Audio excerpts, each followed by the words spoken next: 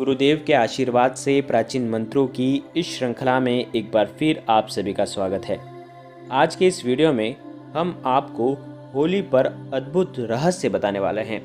होली पर आपको क्या करना चाहिए जिससे आपका जीवन जो नकारात्मकता की ओर बढ़ रहा है वो सकारात्मकता की ओर बढ़ने लगे और आपके जीवन में जो भी दिक्कतें आ रही हैं वो सब सुखमय में बदल जाए, सुखकारी हो जाए। अद्भुत ये पर्व है और अद्भुत इस पर्व पर अद्भुत क्रियाओं से आपका जीवन सुखमय बन सकता है। क्रिया आपको करनी है जिससे आपका जीवन बदलने लग जाए। इस साल होली पर महासंयोग बन रहा है जो 499 साल के बाद आ रहा है। इस महासंयोग में चंद्रमा कन्या राशि में रहेंगे जबकि बृहस्पति और शनि अपनी अपनी राशियों में ही विराजमान रहेंगे। इससे पहले ऐसा महासंयोग 1521 पूर्व में बना था जो इस साल आ रहा है। होली पर इसके साथ ही रंगों को लेकर भी महासंयोग बन रहा है जिसमें सर्वार्थ सिद्ध योग और अमृत सिद्ध योग बन रहा है। ये दोनों ही योग रंगों को लेकर बेहद शुभ माने जाते हैं। बता दें कि होलिका का पर्व हर्ष उल्लास के साथ फाल्गुन मास की पूर्णिमा तिथि को उत्सव के साथ मनाया जाता है। पूर्णिमा की रात को होलिका दहन किया जाता है और अगले दिन रंगों वाली धुलंडी का पर्व मनाया जाता है जिसमें रंगों से होली खेली जाती है। इस साल 28 मार्च को होलिका दहन किया जाएगा जबकि 29 मार्च को सुबह रंगों वाली होली खेली जाएगी। होलिका दहन 28 मार्च को रविवार को किया जाएगा। इस दिन शाम 6:36 से लेकर 8:56 तक होलिका दहन का शुभ मुहूर्त रहेगा। इसकी कुल अवधि 2 घंटे 19 मिनट की रहेगी। पूर्णिमा तिथि 28 मार्च को सुबह 3:30 बजे से लेकर 29 मार्च की रात करीब 12:15 बजे तक रहेगी। आइए संक्षिप्त में जानते हैं होली की कहानी। होलिका यूँ तो प्रहलाद को जलाने के लिए बैठी थी लेकिन खुद ही जल गई और प्रहलाद का बाल भी बाका नहीं हुआ। इसलिए ऐसा माना जाता है कि होलिका की अग्नि बहुत ही शक्तिशाली होती है जो श्री हरि के भक्त प्रहलाद को बचा ले गई और गलत इरादे से बैठी होलिका को जलाकर खाक कर दिया। होली का त्यौहार बुराई पर अच्छाई की जीत का त्यौहार माना जाता है। इस दिन भगवान विष्णु की उत्कृष्ट कृपा हर किसी पर बनी रहती है और माँ लक्ष्मी का भी आशीर्वाद हमको इस दिन मिलता है। आइए जानते हैं कुछ ऐसे उपाय जो आपको होली के दिन करना चाहिए, होली के पर्वों पर करना चाहिए। अगर आप बीमारी से जूझ रहे हैं तो होली के दिन आपको कुछ टोटके अपनाने चाहिए।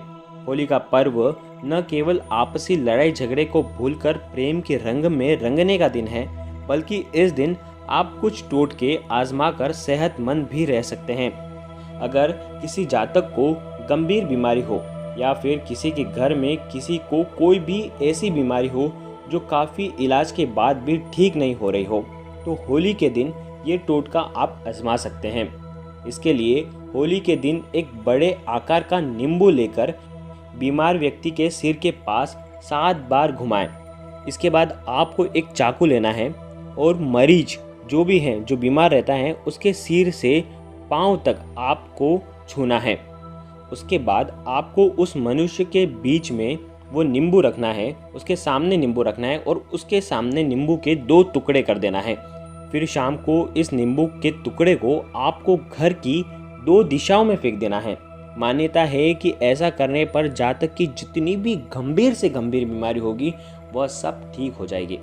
अगर किसी की तबीयत बार बार बिगड़ जाती हो या फिर घर में कोई ऐसा सदस्य हो जो बार बार बीमार पड़ जाता हो तो आप होलिका के दिन एक और ये उपाय कर सकते हैं, ये टोटका आप कर सकते हैं।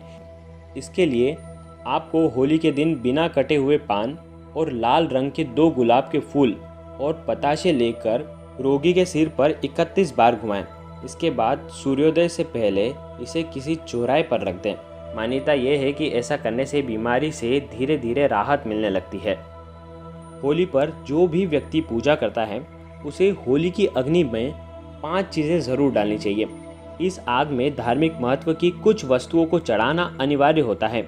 होली की आग में गेहूं की बाली, गन्ना, सरसों के दाने, हरे चने और पकवान डालने का विशेष महत्व माना गया है। तो विशेषकर आपको 5 चीज़ें तो होली की अग्नि में आपको डालनी ही चाहिए। यदि घर पर बचत नहीं हो रही हो, अगर आपके घर में फिजूल खर्चे हो रहे हो, बेवजह पैसे खर्च होते रहते हो तो बचत करने के लिए होलिका दहन के दूसरे दिन बची हुई राख को एक लाल कपड़े में बांधकर यह कपड़ा आपके पर्स में रख लें। ऐसा करने से आपके जो भी फिजूल खर्च हैं उन पर रोक लगेगी और आपकी आमदनी बढ़ेगी और आपकी जो लक्ष्मी है वो स्थिर होने लग जाएगी। यदि आपके बच्चे का पढ़ाई में मन नहीं लग रहा हो या फिर वो बहुत मेहनत करने के बाद भी सफल नहीं हो पा रहा हो, तो उस बच्चे के हाथ से नारियल, पान, सुपारी का दान होलिका के स्थान पर कराएं और होलिका में डाल दें। इससे उस बच्चे का मन पढ़ाई में लगेगा और इससे उसके जीवन में जो भी वो मेहनत करता है उस पर वो सफल होगा। वास्तु दोष से मुक्ति पाने के लिए भी आप होलिका दहन के अगले दिन सर्वप्रथम उठकर स्नान कर स्वच्छ होकर अपने इष्ट देव को गुलाल अर्पित करें और अपने इष्ट देव का निवास स्थान ईशान कोण में रखकर पूजन करें। यह उपाय करने से आपके जितने भी ग्रह दोष होते हैं वह सब समाप्त हो जाते हैं और घर में सुख, शांति और समृद्धि बनी रहती है और जो भी वास्तु दोष होता है उन सभी का निवारण हो जाता है। आपके घर के जो भी देवी देवता हैं उनको याद करना है, उनके नाम से एक गुलाल उनको अर्पित करना है। होलिका की राख से आप किसी की भी नज़र उतार सकते हैं। होलिका दहन हो जाने के बाद जब अग्नि शांत हो जाए तो वहाँ से थोड़ी सी होली की राख घर में ले आएं। उस राख में काली सरसों मिलाकर घर के चारों ओर फेंक दें। इससे आपके घर में जो भी नकारात्मक ऊर्जा का जो प्रवेश होता है वो बंद हो जाएगा और आपकी जो भी बुरी शक्ति जो आपके घर में है, बुरी नज़र जो आपके घर में है, उन सभी का हल हो जाएगा।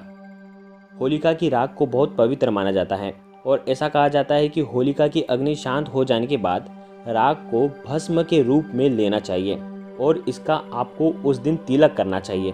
कुछ देर के लिए आपको उस राख का तिलक करना चाहिए जिससे आपके जो भी नज़र दोष होगा उससे आपको रक्षा मिलेगी। होलिका दहन के दिन यानी कि फाल्गुन पूर्णिमा के दिन किसी के घर पर या किसी की दी गई कुछ भी सफ़ेद चीज़ों को आपको खाना नहीं चाहिए। प्राचीन काल में ऐसी मान्यता चल रही है कि होलिका दहन के दिन नकारात्मक ऊर्जा अधिक सक्रिय रहती है। होलिका की जो राख रहती है उससे नज़र दोष से भी हम बच सकते हैं। होलिका दहन के दूसरे दिन होलिका की राख को घर में आपको थोड़ी सी राई व नमक मिलाकर रख देना है। जब आपको लगे कि नज़र दोष या नकारात्मक ऊर्जा का प्रवाह हो रहा है तो थोड़ी सी राख आपको हाथ में लेकर जिस व्यक्ति को नज़र लगी है उस पर 7 बार घुमाकर आप इस राख को आपको इसे जल में प्रवाह कर देना है। ऐसा करने से अगर व्यक्ति को नज़र लगी होगी तो वो उतर जाएगी। तो हम आपको बेहद खास उपाय बताने जा रहे हैं। इस दिन आपको बिना नमक की 4 पूड़ी और 1 रोटी बनानी है। रोटी पर आपको घी लगा लेना है, उसमें काले तिल और 1 चुटकी हल्दी और 1 मिठाई रखनी है। उसके बाद आपको ये गौ माता को खिला देनी है। होली के दिन ही आपको ये गौ माता को खिलानी चाहिए। ऐसा करने से आपके जीवन में आपको अपार लक्ष्मी की प्राप्ति होगी और सारे देवी देवता का आशीर्वाद आपको होली के इस शुभ दिन पर मिलेगा। ये सभी उपाय बहुत सरल हैं। आपकी ज़रूरत के अनुसार आप ये उपाय कर सकते हैं। ज़रूरी नहीं है कि सारे उपाय आपको करने चाहिए। आप कोई भी 1 या 2 उपाय कर लें। गौ माता वाला उपाय भी आप कर सकते हैं। बहुत ही उत्कृष्ट उपाय हैं ये और बहुत ही लाभकारी उपाय हैं। निश्चित ही आपके जीवन में बदलाव आना शुरू हो जाएंगे। गुरुदेव के आशीर्वाद से प्राचीन मंत्र, यंत्र और उपाय आपको प्रभावना के रूप में दिए जा रहे हैं। आपके अपने इस चैनल को लाइक करें, शेयर करें, सब्सक्राइब करें और बेल आइकन को ज़रूर प्रेस करें। जय गुरुदेव, प्रणाम।